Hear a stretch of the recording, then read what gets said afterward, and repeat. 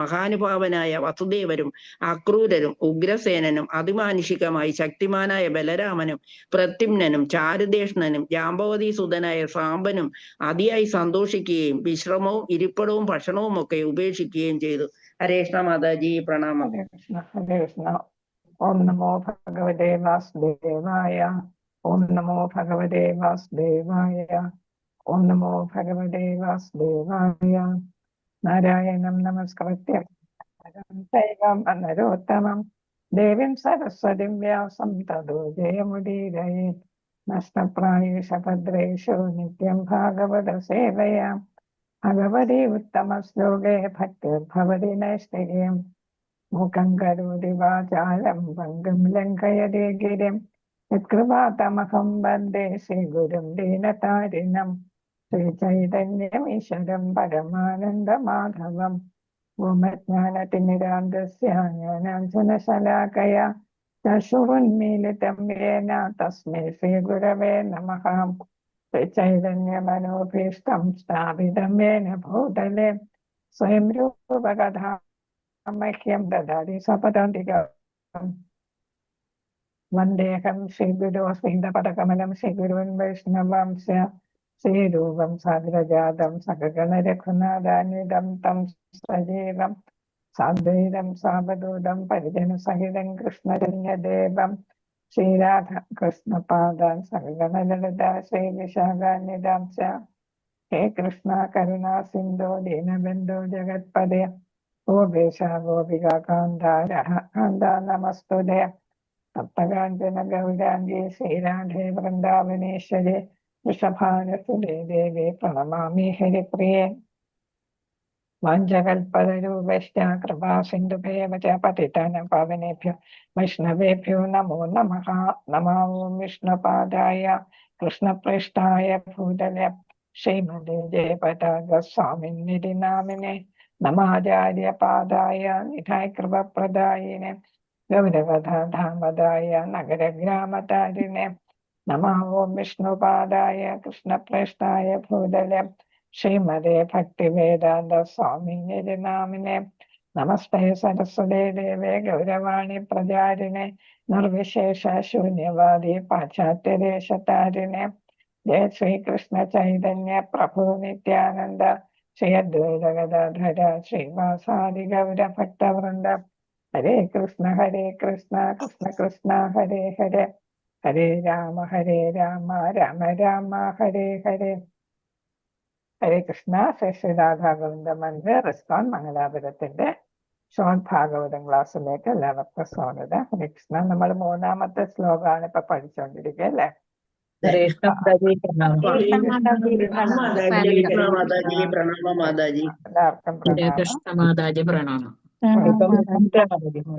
ഹരേ കൃഷ്ണ ഹരേ കൃഷ്ണ. എല്ലാവർക്കും പ്രണാമം. Last paragraph അതെ, കാണുന്നില്ലേ? കാണാൻ പറ്റുന്നില്ലേ? കാണുന്നു. നമുക്കിതാണ് വായിക്കേണ്ടത്. നമ്മൾ നേരത്തെ പറഞ്ഞ കാര്യം തന്നെ. ബ്രാഹ്മണീയ സംസ്കാരം, ഈശ്വര അവബോധം, ഗോസംരക്ഷണം. അപ്പൊ ഇവ 3ഉം ഒരു ഭക്തൻ ചെയ്യേണ്ടതാണ്. അല്ലെങ്കിൽ ഒരു സംസ്കാരത്തില്, ഒരു സമൂഹത്തില് ഇവ 3ഉം ഉണ്ടായിരിക്കേണ്ടതാണ്. ഇവ ഉണ്ടെങ്കിലേ ആ സമൂഹത്തിന് സമ്പത്ത്, ശക്തിയൊക്കെ ഉണ്ടാകും എന്നാണ് പറയുന്നത് അല്ലെ? അപ്പൊ ഇന്നിവയ്ക്ക് സമ്പത്ത്, ശക്തിയും നിയുക്തമാക്കാത്ത പക്ഷം രാജ്യവും ഭവനവും നിശ്ചയമായും ദൈവത്താൽ ശിക്ഷിക്കപ്പെടും. അപ്പൊ നമ്മൾ എന്ത് പാലിക്കണം? ഒരു സമൂഹം അല്ലെങ്കിൽ ഒരു വ്യക്തി, ഒരു കുടുംബം, ഒരു വ്യക്തി, ഇവരെല്ലാം അല്ലെങ്കിൽ അവിടുത്തെ ചക്രവർത്തി എന്ത് ചെയ്യണം? ബ്രാഹ്മണീയ സംസ്കാരവും ഈശ്വരാവബോധവും ഗോസംരക്ഷണവും എല്ലാം നന്നായിട്ട് പരിപാലിക്കുന്ന ആളായിരിക്കണം. അതിന് അദ്ദേഹത്തിന്റെ ശക്തിയും സമ്പത്തും എല്ലാം ഉപയോഗിക്കുകയും ചെയ്യണം. അല്ലാത്ത പക്ഷം എന്ത് ചെയ്യും?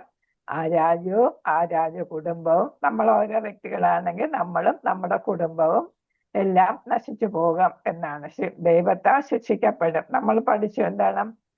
നമ്മുടെ ഫുഡ് സൈക്കിൾ നമ്മൾ പഠിച്ചിട്ടുണ്ട് അല്ലെ? ഭഗവാനിൽ നിന്നെല്ലാം ഉത്ഭവിക്കുന്ന ആ കാര്യമെല്ലാം വേദങ്ങളിൽ പറഞ്ഞിട്ടുണ്ട്. വേദങ്ങളിൽ നമ്മൾക്ക് ഭഗവാന് യജ്ഞം നടത്തേണ്ട കാര്യങ്ങളൊക്കെ പറഞ്ഞിട്ടുണ്ട്. യജ്ഞം നടത്തുന്നു, അതിലൂടെ മഴ പെയ്യുന്നു, പിന്നെ കൃഷി വിപുലമാകുന്നു അല്ലെ? ധാന്യങ്ങളെല്ലാം ഉണ്ടാകുന്നു. ആ ധാന്യങ്ങളെല്ലാം നമ്മൾ എന്ത് ചെയ്യുന്നു? ഭക്ഷണമാക്കി നിവേദ്യമായിട്ട് ഭഗവാൻ അർപ്പിക്കുന്നു. അപ്പൊ ഭഗവാൻ സംതൃപ്തനാകുന്നു. അങ്ങനെ എന്താണ് മഴയുടെയൊക്കെ ആരാണ് ദേവതമാര് നിർദ്ദേശിക്കുന്നു. അപ്പൊ നമുക്കറിയാം ഇന്ദ്രൻ അല്ലേ. അപ്പൊ നിർദ്ദേശം കൊടുക്കുന്നു. അങ്ങനെ ഭഗവാന്റെ ഒരു ശക്തിയാൽ ഇന്ദ്രൻ എന്ത് ചെയ്യുന്നു? മഴ പെയ്യിക്കുന്നു. അതാണ്. അപ്പൊ അതാണ് ഒരു ലൈഫ് സൈക്കിൾ നമ്മൾ ഭഗവത്ഗീതയില് ആദ്യമേ ഉള്ള ലെവൽ 1 മുതൽ നമ്മൾ പഠിച്ചു വരുന്നതാണ്. അപ്പൊ നമ്മൾ ഭഗവാനോട് കൃതജ്ഞത ഉണ്ടാകണം അല്ലേ. അപ്പൊ എന്ത് ചെയ്യണം? നമ്മൾ ഇതെല്ലാം ഭഗവാൻ നിർദ്ദേശിക്കുന്ന കാര്യങ്ങൾ നമ്മൾ എന്ത് ചെയ്യണം? സമ്പത്ത് അല്ലെ, സമ്പത്ത് ശക്തിയൊക്കെ ഭഗവാന് നമ്മൾ കൃതജ്ഞതയോടെ ഭഗവാൻ അർപ്പിക്കണം. എന്നാലേ ഭഗവാന് സന്തോഷം ഉണ്ടാകൂ, സംതൃപ്തി ഉണ്ടാകൂ. അപ്പൊ ഭഗവാൻ കൂടുതൽ കൂടുതൽ അനുഗ്രഹങ്ങൾ നമുക്ക് നൽകും. ലോകത്ത് ഐശ്വര്യവും സമാധാനവും കാംക്ഷിക്കുന്ന പക്ഷം ഈ ശ്ലോകത്തിൽ നിന്നും പാഠം ഉൾക്കൊള്ളേണ്ടതുണ്ട്. എന്ത് വേണമെന്നാണ്? ബ്രാഹ്മണീയ സംസ്കാരം, ഈശ്വരാവബോധം, ഗോസംരക്ഷണം എല്ലാം നമ്മൾ നിലനിർത്തേണ്ടതുണ്ട് എന്നുള്ള ഒരു ഗുണപാഠമാണ് നമ്മൾ ഇതിൽ നിന്നും പഠിക്കേണ്ടത്. ആത്മീയ ശുദ്ധീകരണത്തിനായി ബ്രാഹ്മണീയ സംസ്കാരത്തിന് കാരണത്വമായവയുടെയും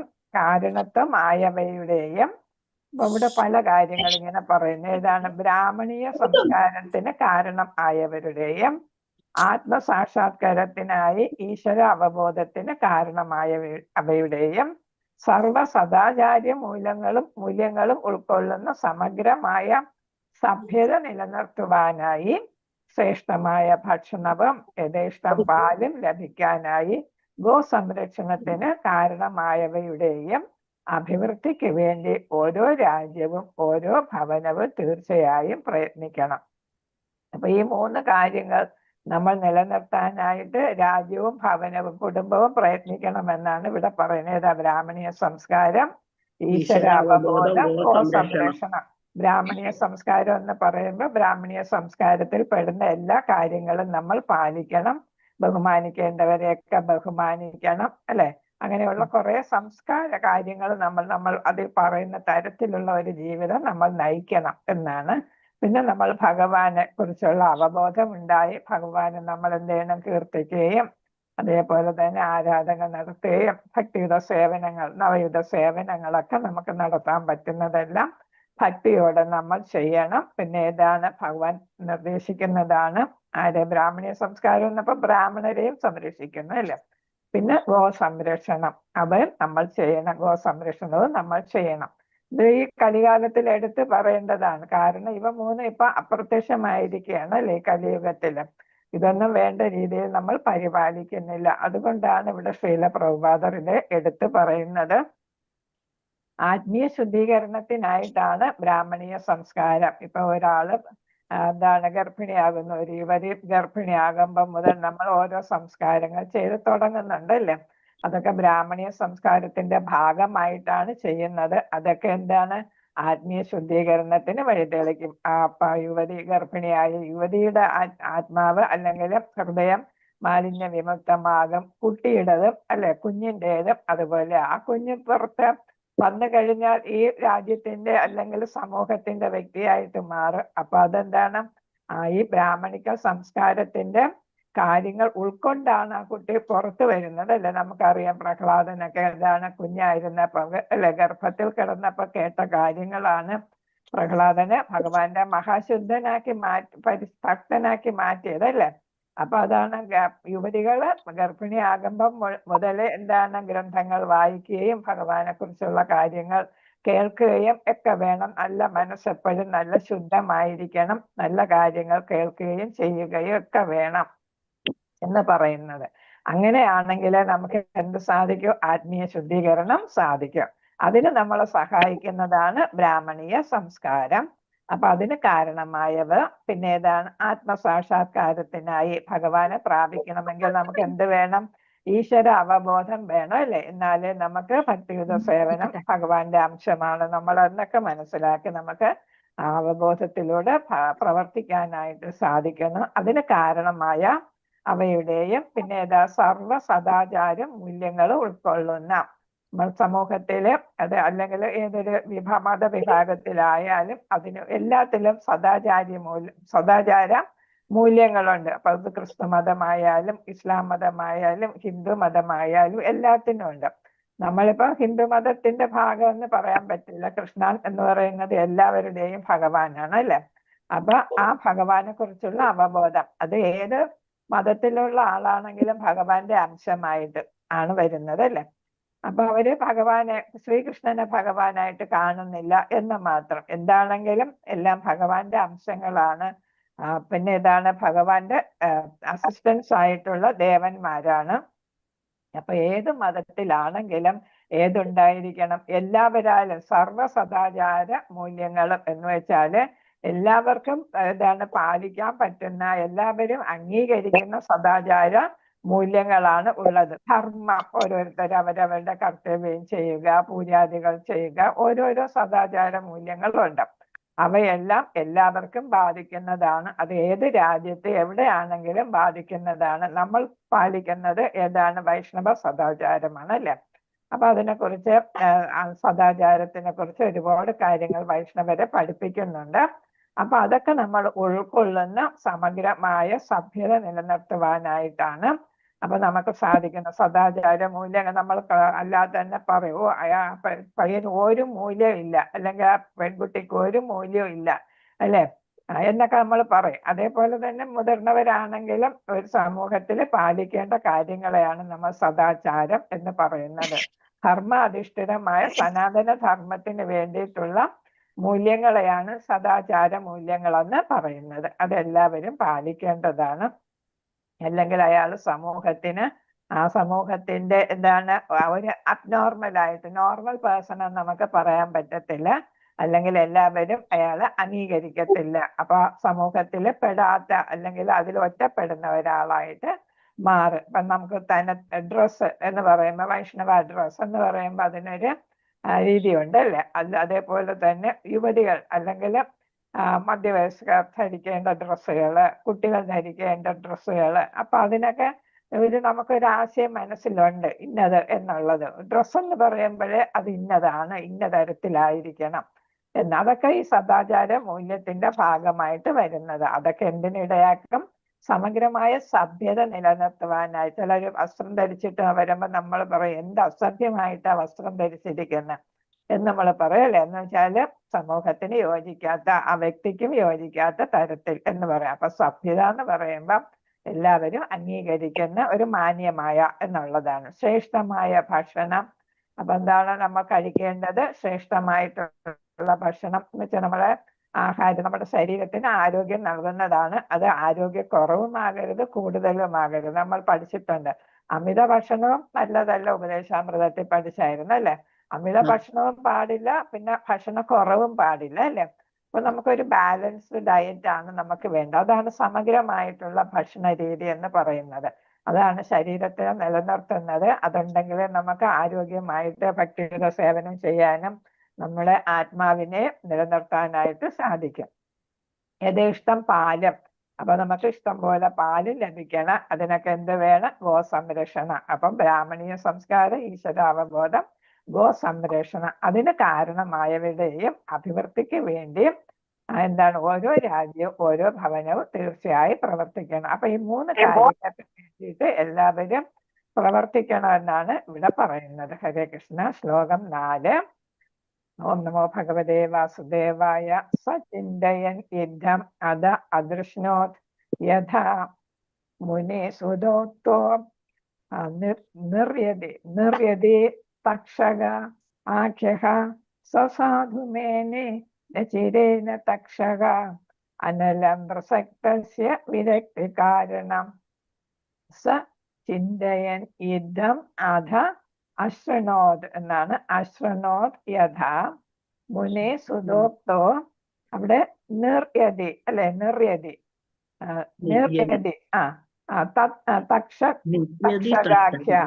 തക്ഷകാഖ്യ അല്ലെ, തക്ഷക ആഖ്യഃ സ സാധുമേനെ ന അജിരേണ ന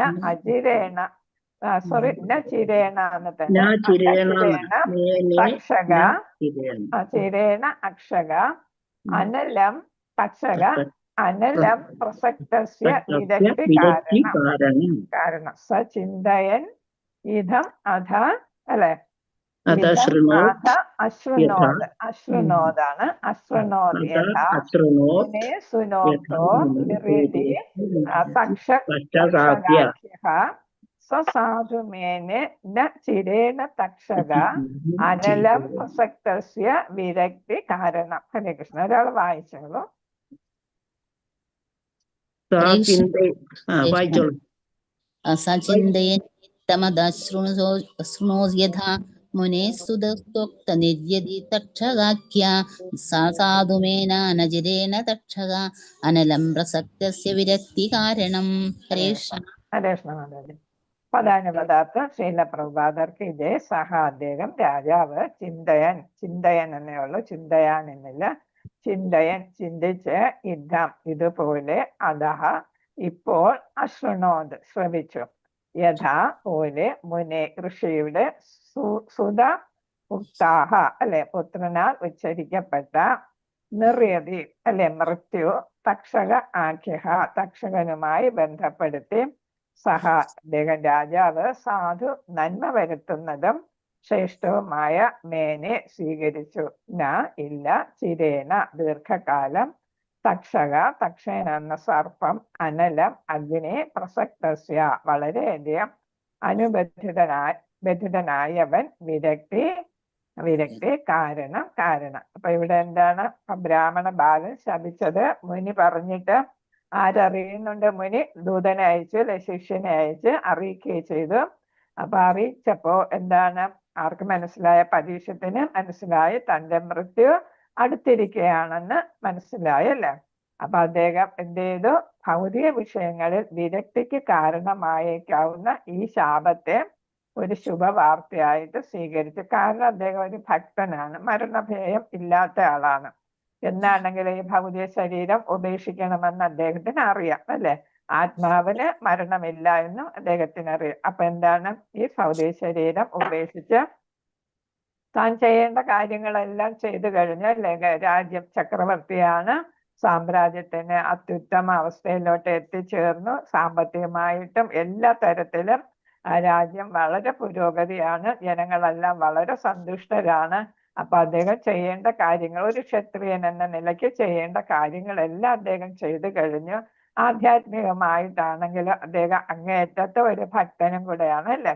ജനിക്കും മുമ്പ് തന്നെ ഭഗവാന്റെ ഭക്തനായിട്ട് മാറിയ ആളാണ്. അപ്പൊ ആത്മാവിനെ കുറിച്ചും പരമാത്മാവിനെ കുറിച്ചും ഭഗവാനെ കുറിച്ചും ഒക്കെയുള്ള പൂർണ്ണ ജ്ഞാനമുള്ള ആളാണ്. അതേപോലെ അദ്ദേഹം ഭക്തി എന്താണ് ചെയ്യുന്ന ആളുമാണ് അല്ലെ. അത് പ്രായോഗികമായിട്ട് നടപ്പിലാക്കുന്ന ആളുമാണ്. അപ്പൊ അദ്ദേഹത്തിന് മനസ്സിലായി എന്റെ ഈ ഭൗതിക ശരീരം ഉപേക്ഷിക്കേണ്ട സമയമായി. അപ്പൊ എന്താണ്? ശരീരം ഉപേക്ഷിക്കുന്നതിന് വേണ്ടിയിട്ട് ഈ ശാപം അദ്ദേഹം ഒരു ശുഭവാർത്തയായിട്ട് സ്വീകരിച്ചു. അപ്പൊ നമുക്കറിയാം നമ്മളിൽ നിന്നൊക്കെ തികച്ചും ഏതാണ് വ്യത്യസ്തനായിട്ടുള്ള അല്ലെ ഒരു ഭക്തനാണ് പരീക്ഷിത് മഹാരാജാവ് എന്നുള്ളത്.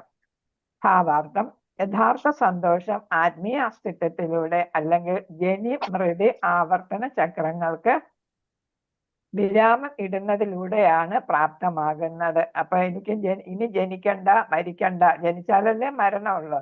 അപ്പൊ ജനിക്കുകയും മരിക്കുകയും വേണ്ട എന്നുള്ളത്. അപ്പൊ അത് റിപ്പീറ്റഡ് ആയിട്ട് ഇങ്ങനെ വരും അല്ലെ. Cycle of death, birth and death എന്നാ പറയുന്നത് അല്ലെ. ജനിക്കുന്നു, മരിക്കുന്നു, ജനിക്കുന്നു, മരിക്കുന്നു. അത് ആവർത്തന ചക്രമാണ്. അപ്പൊ അതിന് അന്തിമമായിട്ടുള്ള ഒരു ഇതാണ്. അതിനെ ഉപേക്ഷിക്കാൻ, എന്നേക്കുമായിട്ട് ഉപേക്ഷിക്കാനായിട്ട് സാധ്യമാകുന്ന സമയത്താണ് യഥാർത്ഥത്തിൽ ഒരു ഭക്തൻ എന്ത് ചെയ്യുന്നത്? സന്തോഷിക്കുന്നത്. അത് ഏതിലൂടെയാണ്? ആത്മീയ അസ്തിത്വത്തിൽ എന്ന് വെച്ചാൽ നമ്മുടെ ശരിയായിട്ടുള്ള സ്വരൂപം നമുക്ക് ലഭിക്കാൻ പോവുകയാണ് അല്ലെ. നമ്മുടെ ശരീരം, ഭൗതിക ശരീരം ഉപേക്ഷിച്ച് പോകുന്ന ഒരു ശുദ്ധ ഭക്തന് അയാളുടെ സ്വന്തം ആത്മീയ സ്വരൂപമാണ് ലഭിക്കുന്നത്. അതിന് ജനിമൃതി ആവർത്തന ചക്രങ്ങൾക്ക് വിരാമം ഇടാൻ ഭഗവത് സന്നിധിയിലേക്ക് മടങ്ങി പോകുന്നതിലൂടെ മാത്രമേ സാധ്യമാകും. അതായത് ഉന്നത ലോകങ്ങളിൽ പോയാൽ ഗുണങ്ങൾ അല്ലെ, നല്ല കാര്യങ്ങൾ ചെയ്ത ഉന്നത ഗ്രഹങ്ങളിലേ പോകും, ചീത്ത കാര്യങ്ങൾ ചെയ്ത അധോ ലോകങ്ങളിലേ പോകും. 14 ലോകങ്ങളിൽ ഇങ്ങനെ നമ്മൾ കറങ്ങി നിൽക്കും. എന്നിട്ട് നമ്മൾ വീണ്ടും കർമ്മം ചെയ്യാൻ എവിടെ തന്നെ എത്തേണ്ടി വരും? ഭൂമിയിൽ തന്നെ എത്തേണ്ടി വരും. അത് വിവിധ ശരീരത്തിലൂടെ ആയിരിക്കും, പല പല ശരീരത്തിലൂടെ ആയിരിക്കും നമ്മൾ എത്തിച്ചേരുന്നത്. മനുഷ്യജന്മം തന്നെ ആകണമെന്നില്ല. അതുകൊണ്ട് എന്താണ്, ഈ ഭൗതിക ശരീരം ഉപേക്ഷിച്ച് നമുക്ക് ആത്മീയ അസ്തിത്വം കിട്ടാനായിട്ട് എന്താണ് കിട്ടുന്ന അവസരമാണ് ഏതാ ഈ ശാപമായിട്ട് ആര് കണക്കാക്കി? പരീക്ഷിത്ത് മഹാരാജാവ് കണക്കാക്കി. ഇനി ഒരു ജന്മം എനിക്കില്ല എന്നാണ്. അതായത് ഭഗവത് സന്നിധിയിലേക്ക് മടങ്ങി പോകുന്നതിലൂടെ മാത്രമേ അത് സാധ്യമാകൂ. അപ്പം നമ്മൾ വൈകുണ്ഠ ലോകത്തോ ഗോലോക വൃന്ദാവനത്തിലോ എത്തുകയാണെങ്കിൽ മാത്രമേ പിന്നെ ജനിക്കേണ്ട അവസ്ഥ വരാതിരിക്കൂ.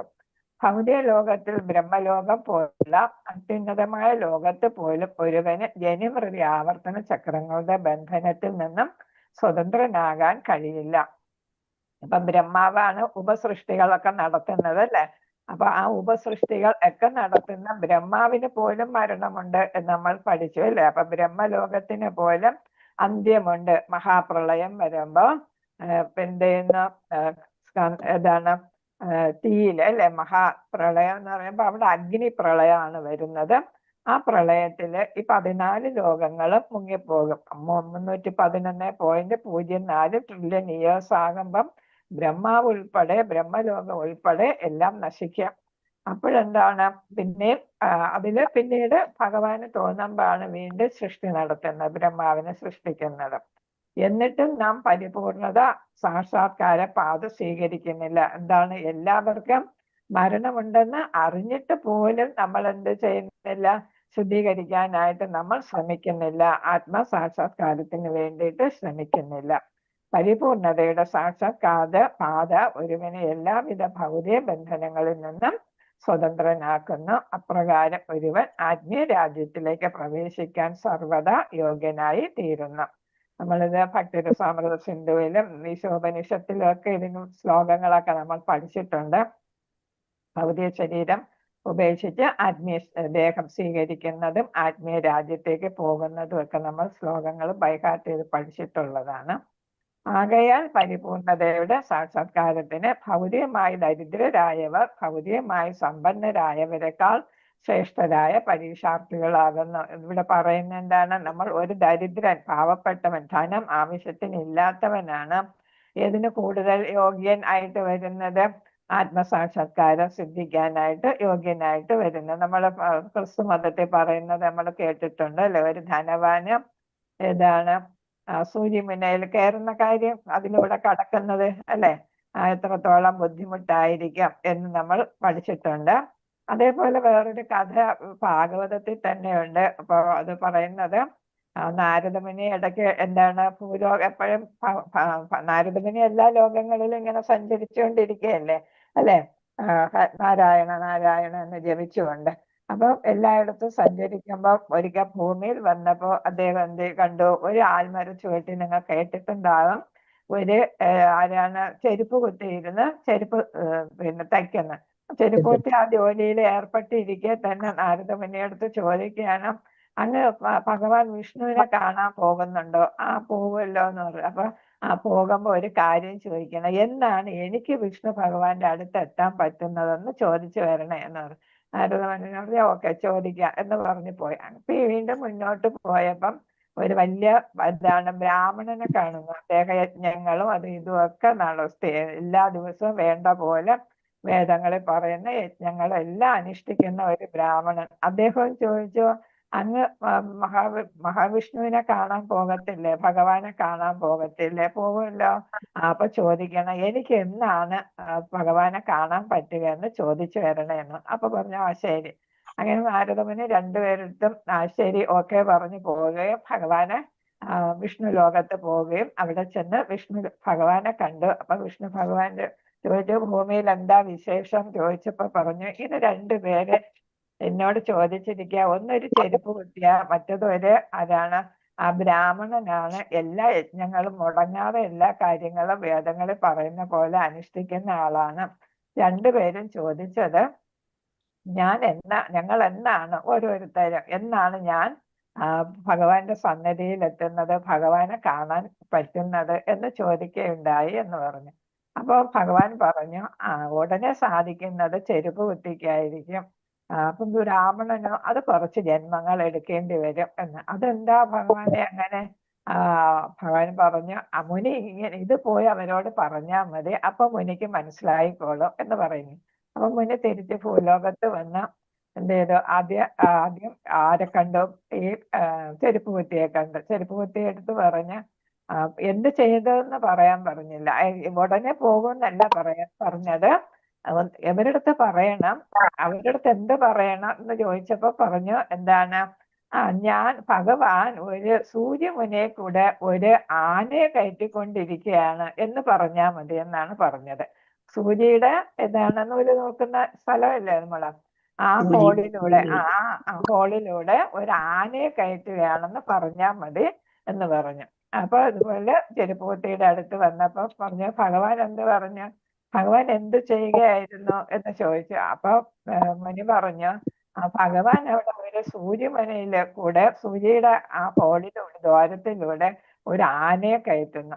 അപ്പൊ അദ്ദേഹം പറഞ്ഞു, ഓ എന്ത് ശ്രേഷ്ഠമായിട്ടുള്ള ഭഗവാനാണ്, അദ്ദേഹത്തിന് ഇതല്ല ഇതിന്റെ അപ്പുറവും സാധിക്കും എന്ന് പറഞ്ഞു. അതെന്താ എന്ന് ചോദിച്ചു ചെരുപ്പ് കുത്തിയെടുത്ത്. അതെന്താ? ഞാൻ ഇരിക്കുന്ന ആൽമരത്തിൽ നിന്ന് ഇഷ്ടം പോലെ ആൽമരത്തിന്റെ വിത്തുകൾ വീഴും. ആ വിത്ത് അങ്ങ് കണ്ടിട്ടില്ലേ? അതിനകത്തെന്താണ്? വെറും ഏതാണ് ഹോളോ ആയിട്ടുള്ള, അതിനകത്തൊന്നും കാണാൻ പറ്റത്തില്ല. ഈ വിത്ത് നമ്മൾ ഈ ആൽമരത്തിന്റെ വിത്തിനെ നമ്മൾ കീറി നോക്കിയാല് അതിലൊന്നും കാണാൻ പറ്റത്തില്ല. ചെറിയ വിത്താണ്, അതിനകത്തൊന്നും കാണാനും പറ്റത്തില്ല. ആ വിത്തിൽ നിന്നാണ് ഈ ആൽമരം ഉണ്ടാകുന്നത്, ഈ ബൃഹത്തായ ആൽമരം. ഭഗവാനിൽ നിന്ന് എന്തുണ്ടാകുന്നു? എണ്ണിയാൽ ഒടുങ്ങാത്ത കോടാനുകോടി ബ്രഹ്മാണ്ടങ്ങൾ ഉണ്ടാകുന്നു അല്ലെ?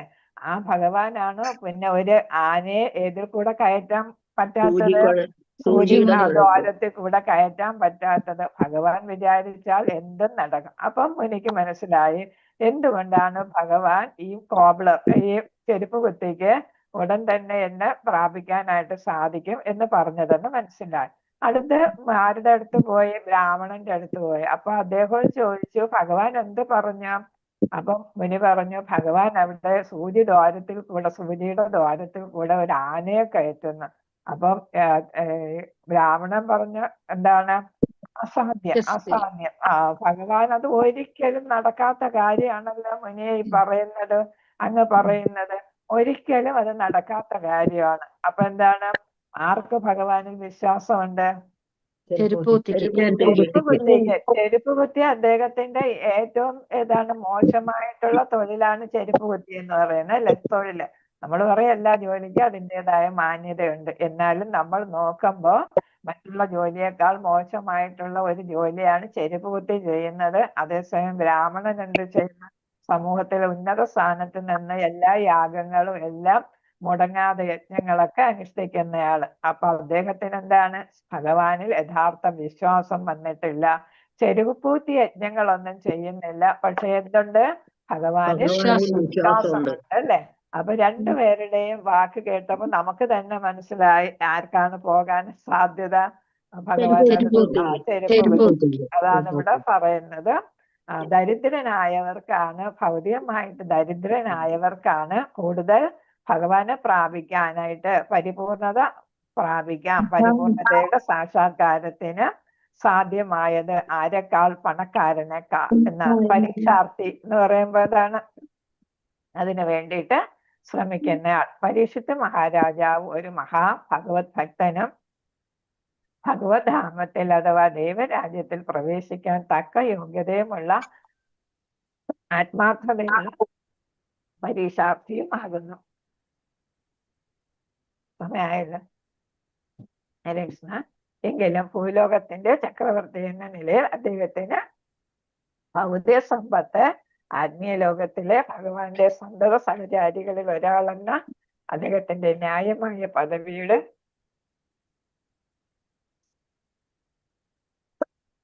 പരിപൂർണത പ്രാപ്തിക്കുള്ള തിരിച്ചടിയായി. അപ്പൊ ഇവിടെ അദ്ദേഹത്തിന്റെ സമ്പത്ത് ഒരു പ്രശ്നമായി എന്നാണ് ഇവിടെ പറഞ്ഞിരിക്കുന്നത് അല്ലെ? ചക്രവർത്തി എന്ന നിലയിൽ അദ്ദേഹത്തിന്റെ ഭൗതിക സമ്പത്ത് ആത്മീയ ലോകത്തിലെ ഭഗവാന്റെ സന്തത സഹചാരികൾ ഒരാളെന്ന അദ്ദേഹത്തിന്റെ ന്യായമായ പദവിയുടെ പരിപൂർണത പ്രാപ്തിക്കുള്ള തിരിച്ചടിയായി. കാരണം പറയുന്ന എന്താണ്, അദ്ദേഹത്തിന് അധികാരമുണ്ട് അല്ലെ. ചിലപ്പോ ഈ അധികാരത്തിന്റെ ഇതിലായിരിക്കും അദ്ദേഹത്തിന് വിശപ്പ് തോന്നിയപ്പോ മുനിയുടെ അടുത്ത് പോയപ്പോ മുനി ഉണരാതെ ശ്രദ്ധിക്കാതെ ഇരുന്നപ്പോ ഞാനൊരു ചക്രവർത്തി വന്നിട്ട് ഈ ബ്രാഹ്മണൻ എന്നെ ശ്രദ്ധിക്കുന്നില്ലേ എന്ന് തോന്നിയത് ചിലപ്പം. അതുകൊണ്ടും ആകാം. എന്താണ്, പണത്തിന്റെ ഒരു ഹുങ്കെന്ന് നമ്മൾ പറയത്തില്ലേ, ഓരോരുത്തർ ഓരോന്ന് കാണിക്കാൻ അതാണ്. അപ്പൊ അതുകൊണ്ടായിരിക്കാം എന്നാണ് ഇവിടെ വരുന്നത്. രാഷ്ട്രീയവും സാമൂഹികവുമായ എല്ലാ ലൗകിക കാര്യങ്ങളിലും വിരക്തിക്ക് ഹേതുവായി മാറിയതിനാൽ ബ്രാഹ്മണ ബാലന്റെ ശാപം വിവേകപൂർവമല്ലാത്തതെങ്കിൽ പോലും ഒരു അനുഗ്രഹമാണെന്ന് ഭഗവത് ഭക്തനാകയാൽ അദ്ദേഹത്തിന് മനസ്സിലാക്കാൻ കഴിഞ്ഞു. അപ്പൊ ഇദ്ദേഹം ഭഗവത് ഭക്തനായത് കൊണ്ടാണ് ബ്രാഹ്മണ ബാലൻ ശപിക്കേണ്ടതല്ല, അത് വിവേകപൂർവമല്ലാത്തതാണ് ശാപം എങ്കിലും എന്താണ് നമ്മൾ പറയത്തില്ല, ഉർവശി ശാപം എന്താണ് എന്നതുപോലെ. അപ്പൊ ഭഗവാന്റെ ധാമത്തിലേക്ക് പോകാനായിട്ട് ഈ ശൃംഗി ഒരു കാരണമായിട്ട് മാറി അല്ലെ. ശമീക മഹർഷിയെ ഈ സംഭവത്തിൽ പശ്ചാത്തപിച്ച ശേഷം രാജാവിന് ഭഗവത് സന്നിധിയിലേക്ക് മടങ്ങിപ്പോകാൻ സ്വയം സജ്ജനാകാനായി തന്റെ കർത്തവ്യം എന്ന നിലയിൽ ഈ വൃത്താന്തം രാജാവിനെ അറിയിച്ചു. തന്റെ പുത്രൻ ശൃംഗി തേജസ്വിയായ ബ്രാഹ്മണ ബാലനെങ്കിലും നിർഭാഗ്യവശാൽ നിരുത്തരവാദിയായി രാജാവിനെ ശപിച്ചുകൊണ്ട് അവന്റെ ആത്മീയ ശക്തിയെ ദുർവിനിയോഗം ചെയ്തു അല്ലെ. അപ്പൊ ബ്രാഹ്മണ കുമാരനാണെങ്കിലും വേദങ്ങളെല്ലാം പഠിച്ച ആളാണ്. അപ്പൊ എന്താണ്, ശക്തിയുണ്ട്, ശപിക്കാനുള്ള ശക്തിയും നല്ല കാര്യങ്ങൾ ചെയ്യാനുള്ള ശക്തിയും ഒക്കെ ഉണ്ട്. പക്ഷെ അദ്ദേഹം എന്ത് ചെയ്തു, നല്ല ശക്തി, ആത്മീയ ശക്തി എന്ത് ചെയ്തു, ദുർവിനിയോഗം ചെയ്യുകയായിരുന്നു ചെയ്ത്. അതെന്താണെന്നാ പറയുന്നത്, നിരുത്തരവാദിയായിട്ടാണ്. രാജാവിനെ ഒരിക്കലും ശപിക്കാൻ പാടില്ല. കാരണം എന്താണ്, ഈ ബൃഹത് സാമ്രാജ്യത്തിന്റെ അധിപനാണ്, എല്ലാവരെയും സംരക്ഷിക്കുന്ന ആളാണ്. അതുകൊണ്ട് ഒരിക്കലും അദ്ദേഹത്തെ ശപിക്കാനായിട്ട് പാടില്ല. തെറ്റ് ചെയ്താൽ പോലും ശപിക്കരുത് എന്നുള്ളതാണ്. ശപിക്കാനുള്ള അവകാശമുണ്ട്, പക്ഷെ ശപിക്കുന്നത് ശരിയായ രീതിയല്ല എന്നാണ്. ക്ഷമിക്കാനാണ് വേണ്ടത്. ഹരേ കൃഷ്ണ. രാജാവ് നിർജീവമായ സർപ്പത്തെ ഋഷിക്ക് മാലയെ അണിയിച്ചത് മൃത്യുശാപം നൽകത്തക്ക വിധം അത്രയ്ക്കും ഗൗരവമായ തെറ്റായിരുന്നില്ല. എന്നാൽ ശാപത്തെ പിൻവലിക്കാൻ ഒരു മാർഗവും ഇല്ലാത്തതിനാൽ ഒരാഴ്ചയ്ക്ക് മൃത്യുവിനെ വഹിക്കാൻ സ്വയം തയ്യാറാകണമെന്ന് സ്വയം സജ്ജനാകണമെന്ന് രാജാവിനെ അറിയിച്ചു.